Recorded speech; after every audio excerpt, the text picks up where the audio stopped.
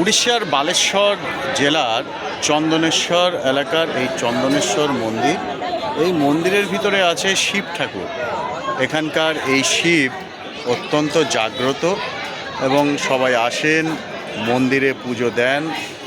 এবং এখানে একটা বট গাছ আছে, সেই বট গাছে হ্যাঁ বলো এখানে নেত্রকুণ্ডের বট গাছ আছে। এখানে যে কোনো ঢেলা বাঁধলে তার সকলে মানত পূর্ণ হয়। এখানে যে কোনো আশা করে বাঁধলে তার সকলে মানত পূর্ণ হয়। নেত্রকুণ্ডে জ্বালা হয়, এই গাছে বাঁধ হয়। এখানে জ্বালা বাঁধলে কি হয় না, এখানে তার মানত পূর্ণ হয়। এখানে তার সকলে মঙ্গল পূর্ণ হয়। চন্দ্রেশ্বর বা চন্দ্রেশ্বর 1200 জেলে জাগ্রত মন্দির, পুরনো মন্দির।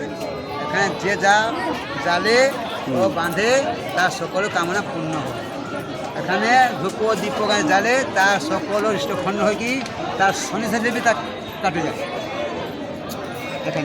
এখানে যাদের অন্তত শনি দোষ আছে বলা হয়, বড় ঠাকুরের দোষ, গাঁজা কলকা দিলে তার সকল দোষ খণ্ড। তো ওই গাঁজা কলকে এই সমস্ত আছে এবং ওইখানে পুজো দেওয়ার পর এইখানে এসে আবার জ্বালাতে হয়, নেত্রকোণে জ্বালাতে হয়। তারপর নেত্রকুণ্ড সবার মঙ্গল হয় এবং তারপরে এই জিনিসগুলো আবার তার আবার কামনা পূর্ণ হয়। হরে কৃষ্ণ।